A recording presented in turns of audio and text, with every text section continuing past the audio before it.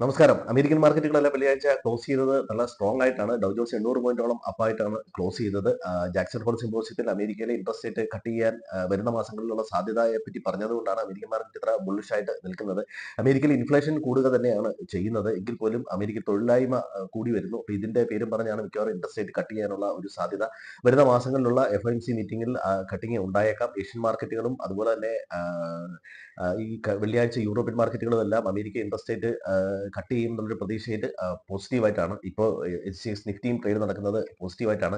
Indian മാർക്കറ്റിനെ സംബന്ധിച്ചിടത്തോളം opening ഒരുപക്ഷെ ആവേശത്തിൽ അയക്കാമെങ്കിലും അത് കണ്ടിന്യൂ ചെയ്യാൻ പറ്റുമോ എന്നുള്ളത് നമ്മൾ കണ്ടറിയണം. കാരണം ഓഗസ്റ്റ് 27 തീയതിയാണ് ഇന്ത്യക്കെതിരെയുള്ള റെസിപ്രോക്കൽ താരിഫ് നിലവിൽ വരുമെന്ന് പറയുന്നത്. അപ്പോൾ ഒരുപക്ഷെ അത് എക്സ്റ്റെൻഡ് ചെയ്താൽ ഒരു മാർക്കറ്റിന് ചിലപ്പോൾ ഈ റാലി തുടർന്നേക്കാം. ഇനി അതുപോലെ തന്നെ GDP ഡേറ്റ IEP ഡേറ്റയും വരുന്ന ആഴ്ചകളിൽ മാർക്കറ്റിനെ സ്വാധീനിക്കാനുള്ള ഒരു സാഹചര്യമുണ്ട്. അപ്പോൾ മാർക്കറ്റ് ഓപ്പൺ ചെയ്ത് കഴിഞ്ഞാൽ ഉടനെ പൊസിഷൻ എടുക്കുന്ന വളരെ സൂക്ഷിച്ചു വേണം. ഒരു പ്രോഫിറ്റ് ബുക്കിംഗ് ഒരുപക്ഷെ വന്നേക്കാം. കഴിഞ്ഞ 8 ആഴ്ചകളായി ഫോറിൻ ഇൻസ്റ്റിറ്റ്യൂഷൻസ് നമ്മുടെ മാർക്കറ്റിൽ സെല്ലിങ്ങിൽ തന്നെയാണ് ഉള്ളത്. 6 ആഴ്ചകളായിട്ട് നിഫ്റ്റി മൈനസ് ആണെങ്കിലും കഴിഞ്ഞ 2 ആഴ്ചകളിൽ ക്ലോസ് ചെയ്തത് പോസിറ്റീവായിട്ടാണ്. അപ്പോൾ മാർക്കറ്റിൽ അമേരിക്കയുടെ റെസിപ്രോക്കൽ താരിഫ് അതുപോലെ അമേരിക്കയുടെ പലിശ കുറയ്ക്കുമെന്ന് പറഞ്ഞത് ഇന്ത്യയിലെ GST റാഷണലൈസേഷൻ ഈ ഘടകങ്ങളെല്ലാം ഇന്ത്യൻ മാർക്കറ്റിൽ ഈ ആഴ്ച സ്വാധീനിക്കാറുണ്ട്. അതുപോലെ തന്നെ എഫ് ആൻഡ് മന്ത്ലി എക്സ്പയറി ഈ ആഴ്ച വരുന്നുണ്ട്.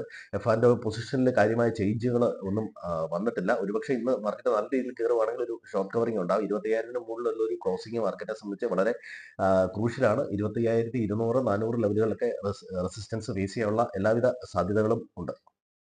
അതുപോലെ തന്നെ ഓയിലിന്റെ പ്രൈസ് ചെറുതായിട്ട് ഇൻക്രീസ് ചെയ്യുന്നുണ്ട്. റഷ്യ യുക്രൈൻ യുദ്ധത്തിന് ഉടനടി ചർച്ചയ്ക്ക് സാധ്യതയില്ല എന്ന് റഷ്യയുടെ ഭാഗത്തു നിന്ന് ഒരു അനൗൺസ്മെന്റ് വന്നിട്ടുണ്ട്. ഇത് സമാധാന ചർച്ചകളെ വീണ്ടും മെല്ലെ പോകാനുള്ള ഒരു ഇടയാക്കുന്നതാണ്. അതുപോലെ നിഫ്റ്റിയിലേക്ക് മാക്സ് ഹെൽത്ത് കെയറും ഇൻഡിഗോയും ആഡ് ചെയ്യപ്പെടുന്നുണ്ട്. അതുപോലെ അദാനി കേരളത്തിൽ ഏതാണ്ട് 600 കോടി രൂപയുടെ നിക്ഷേപം നടത്താനായിട്ട് പ്ലാൻ ഇടുന്നുണ്ട്. യെസ് ബാങ്കിൽ SMBC ബാങ്ക് ജപ്പാൻ വീണ്ടും അവരുടെ സ്റ്റേക്ക് 25% വർദ്ധിപ്പിക്കാനുള്ള അനുമതി കൊടുത്തിട്ടുണ്ട്. 15,000-ഓളം ഹോസ്പിറ്റലുകളിൽ ഈ ക്യാഷ്ലെസ് ഇൻഷുറൻസ് അത് സസ്പെൻഡ് ചെയ്തതായിട്ടാണ് പറയുന്നത്. ബജാജ് അലയൻസിന്റെ ഇൻഷുറൻസ് ആണ്. അതുപോലെ ബജാജ് ഓട്ടോ റെയർ എർത്ത് മെറ്റൽസിന്റെ ലഭ്യത കിട്ടിയതോടുകൂടി വീണ്ടും ചേതക് സ്കൂട്ടറിന്റെ പ്രൊഡക്ഷൻ തുടരുന്നു. അപ്പോളോ ഹോസ്പിറ്റല് MD ഏതാണ്ട് 1.3% സ്റ്റേക്ക് സെല്ല് ചെയ്യുന്നു. ഇതൊക്കെയാണ് മാർക്കറ്റിലെ പ്രധാനപ്പെട്ട ന്യൂസുകൾ. സ്റ്റോക്ക് സ്പെസിഫിക് ആയിട്ട് മാത്രം നീങ്ങുക. ഇനിഷ്യലി ഒരു ബുള്ളിഷ് ഫേസ് കണ്ടാലും മാർക്കറ്റിന്റെ ലെവൽസ് വാച്ച് ചെയ്യുക. അത് സസ്റ്റെയിൻ ചെയ്ത് നിൽക്കുന്നുണ്ടോ എന്ന് നോക്കുക. എന്നിട്ട് കൂടുതൽ പൊസിഷൻ എടുക്കുക. FIs ഇപ്പോഴും ഷോർട്ട് പൊസിഷനിൽ തന്നെയാണെന്ന് മനസ്സിലാക്കുക. എല്ലാവർക്കും നല്ലൊരു ട്രേഡിംഗ് ആശംസിക്കുന്നു. Thank you.